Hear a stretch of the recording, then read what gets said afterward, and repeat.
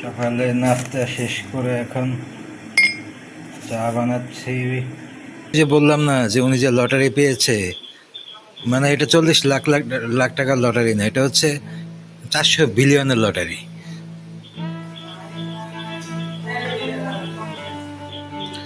শুনতেই পাচ্ছেন উনি রান্না করে মোবাইলে আলাপচারিতায় ব্যস্ত, বিভিন্ন গল্প কিচ্ছা পেতে বসেছে ইমুতে। আমার বাপ চিত হয়ে শুয়ে আছে, নাস্তার জন্য প্রমাণ দিচ্ছি, দাঁড়ান।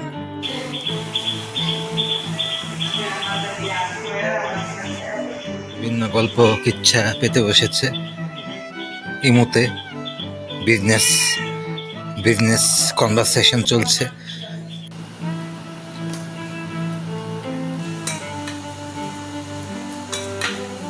গুড মর্নিং, আজকের ব্লগটা এখান থেকে শুরু করছি।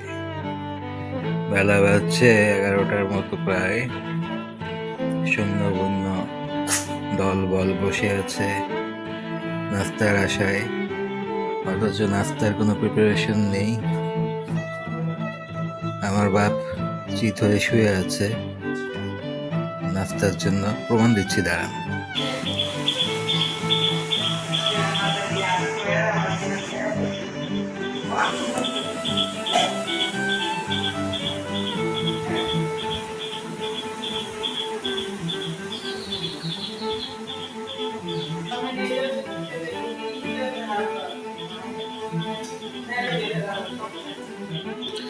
শুনতেই পাচ্ছেন উনি রান্না করে মোবাইলে আলাপচারিতায় ব্যস্ত, বিভিন্ন গল্প কিচ্ছা পেতে বসেছে ইমুতে, বিজনেস বিজনেস কনভারসেশন চলছে।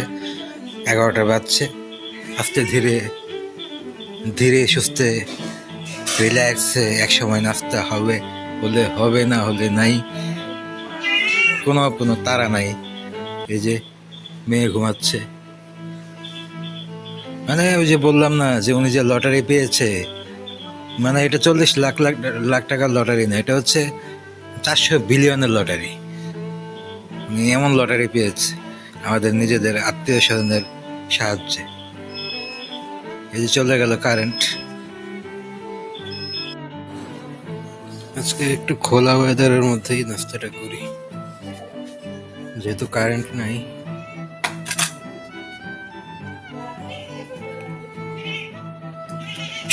হ্যাঁ,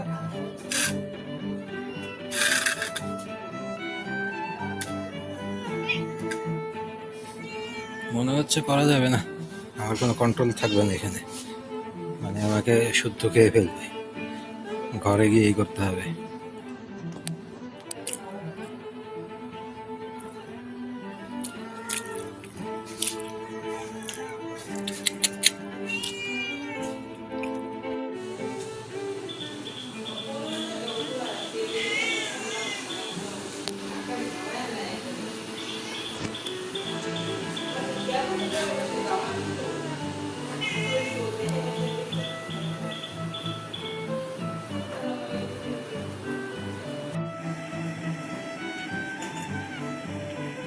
সকালে নাস্তা শেষ করে এখন চা বানাচ্ছি বাপের জন্য, আমার জন্য।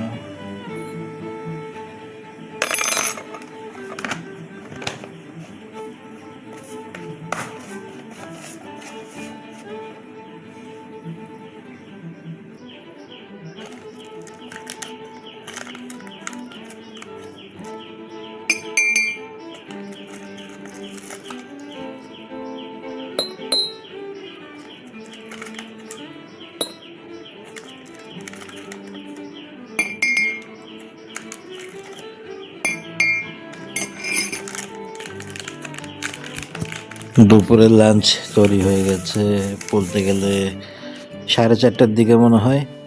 আনুমানিক একটা সময় ধরে বললাম আমি যে 4:30টার মতো হবে, কারণ এর কমে সম্ভব না। এর কমে মানে এর আগে কখনো তো দিতে পারি না।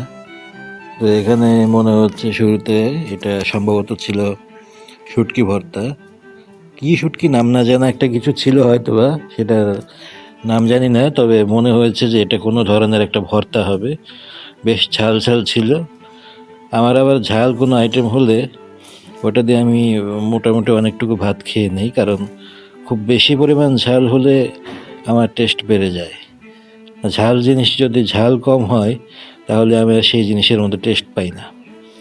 যেমন আলু ভর্তা বা বেগুন ভর্তা বা যে কোনো ধরনের ভর্তা আছে, ওইগুলোতে যদি ঝাল তীব্র হয় তাহলে আমার কাছে খেয়ে ভালো লাগে। তো এটা বলতে যে খুব পছন্দ তা বলবো না, তবে মোটামুটি রিলিফ পাওয়ার মতো, মানে কিছুটা মুখে দেওয়ার মতো ছিল, অতটাও খারাপ ছিল না।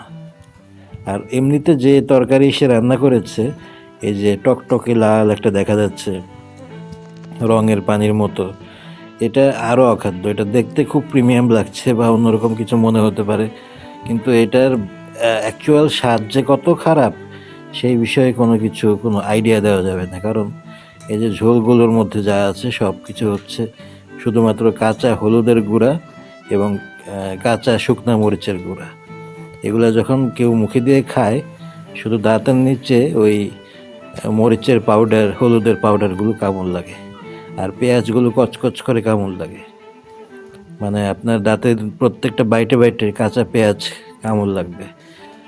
এমনকি এখানে কোনো ধরনের কিছুই দেওয়া হয় না, নামমাত্র কিছু মশলা দিয়ে করা হয়। আপাতত দুপুরের রিমান্ড শেষে রাতের রিমান্ড শুরু হয়েছে। রাতের রিমান্ডে কি আছে দেখা যাচ্ছে, প্রথমে আমি তো আমার ভাতের প্লেট সঙ্গে করে নিয়ে যাই, কারণ আমার প্লেটটা ওখানে থাকে না। আমি প্লেট নিয়ে সেখানে ভাত নিয়ে নিচ্ছি।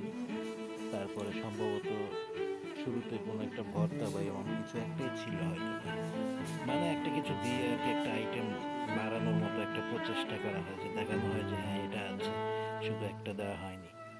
তো পরবর্তীতে ওইটা থেকে আমি মুভ করে ফেললাম সরাসরি মাছে। তো দুপুরবেলা যে মাছ দিয়েছিল রুই মাছ, সম্ভবত এটাই ছিল। এটা যে কদিন থাকবে তার কোনো ঠিক নেই, এই আমাদেরকেই খাওয়ানো হবে এটা, কারণ এই তরকারি তারা খাবে না, আমাদের তরকারি সম্পূর্ণ আলাদা। কারণ ওটা যে খাওয়ার উপযুক্ত না এটা তারা খুব ভালো মতো জানে, তারাই তো রান্না করে, তারা তো এটা খাবে না, খেতে পারে না। তাদের জন্য আলাদা মেকিং, আলাদা প্রসেস। মানে ধরেন যদি রুই মাছটাই হয়, সেটা হবে সুন্দর করে কষানো, তেল থাকবে, মশলা থাকবে পর্যাপ্ত, মানে নর্মালি যেভাবে রান্না হয়। আর আমাদেরটা হয় যে বাচ্চা মানুষেরা যখন খেলে চুলার মধ্যে মরিচ মশলা দিয়ে নাড়া দেয়, আমাদের টের। গুড আফটারনুন সবাইকে, বাংলা নতুন বছরে শুভেচ্ছা। আজকে নাকি পয়লা বৈশাখ। বৈশাখ টৈশাখ দরকার নেই, দুপুরবেলা খাওয়া দরকার। 3:30 বেজে গেছে, ভাত নাই, মনে হচ্ছে পয়লা বৈশাখ চিবিয়ে খেয়ে ফেলি। টাইম মতো খাবার না হলে কিসের আবার বৈশাখ। 3:30 বাজতে গেছে, মানে বলতে গেলে 4টাই বেজে যাচ্ছে, এখনো পর্যন্ত দুপুরে লাঞ্চ রেডি হচ্ছে না। ওদিকে বাইরে শব্দ পাচ্ছি, গান বাজনা হচ্ছে, এত রং কার মনে লাগে বুঝি না। বৈশাখের রঙে রঙে দেখি সবাই একেবারে রঙিন হয়ে যাচ্ছে আশেপাশে। আবার নাকি মেলাও হচ্ছে, মেলার মধ্যে শুধু পিঠা আর মেয়ে দেখতে পাচ্ছি, আর তো কিছু দেখতে পেলাম না। মেলায় যাওয়ার ইচ্ছা ছিল, কিন্তু এই ধরনের মেলা আমার কাছে ভালো লাগে না। আর কখন যাব, এখনো পর্যন্ত লাঞ্চ খেতে পারলাম না, মেলায় গিয়ে আর কি হবে।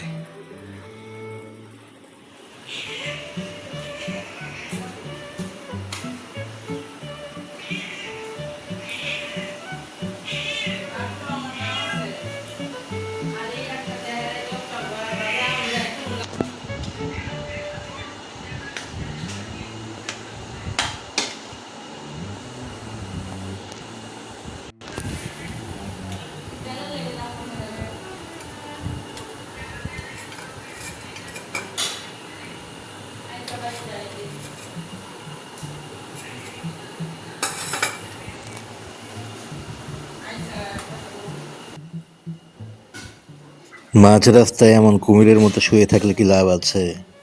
তারপরেও শুয়ে থাকে কোনো একটা কিছুর আশায়। তো মাঝে মাঝে আমাদের ওই ওই দেখা যায় যে আজাব শেষে মাঝে মাঝে যেমন রহমতের বৃষ্টি হয়, 7 দিন খরার পরে রহমতের বৃষ্টি, তেমনি আমাদেরও মানে আবার এরকম একটু হালকা স্পেশাল ট্রিট দেয়া হয়। মানে অনেক জল ঘোলা করার পরে, অনেক আজাবের পরে মাঝে মাঝে এরকম একটা হালকা একটা ওকেশনালি কিছু কিছু একটু বেটার কোয়ালিটির খাবার আসে। যেমন তখন সবার জন্য এক আইটেম, এখানেও সবার জন্য এক আইটেম আছে কিনা আমি জানি না। মানে আমাদেরকে এটাই দেওয়া হয়েছে, শুধুমাত্র চিকেন আর পোলাও ছিল সম্ভবত। এবং খুবই লাকি ওই দিন, খুবই ভাগ্যবান, মানে আল্লাহর রহমত ছিল যে ওই দিন শশা এবং কাঁচামরিচ এবং এক টুকরা লেবু দিয়েছে। লেবু তো খুবই এক্সপেন্সিভ জিনিস, এটা তো শশা, লেবু, সালাদ, কাঁচামরিচ এগুলো তো আমাদেরকে নর্মালি দেয়াই হয় না এক ধরনের। তো সেদিন হয়তো বা মানে সূর্য কোথা থেকে উঠেছিল বা কি হয়েছিল জানি না, কোন জায়গা থেকে বের হয়েছিল সূর্যটা, ওই দিন আবার দিয়েছিল। তো ওই দিন পয়লা বৈশাখ বলেই কিনা জানি না, বছরের প্রথম দিন ওই দিন মোটামুটিভাবে আর কি খাওয়াটা একটু জাতের ছিল। এবং যাই দিয়েছে যেমনই দিয়েছে ওই দিন আর কি এই জিনিসটা একসাথেই করা হয়েছিল, আলাদা কোনো রেসিপি করা হয়নি ওই দিন আমাদের জন্য। এবং অন্য কোনো আইটেম যদি থেকে থাকে সেটা আমি জানি না, ওটা দরকারও নেই। একটা দিয়েছে, একটা মোটামুটি কাজ চলার মতো খাওয়া দাওয়া, মানে যা ছিল ভালোই ছিল, খেয়ে নেওয়ার মতো। পয়লা বৈশাখের খাবারটা মোটামুটি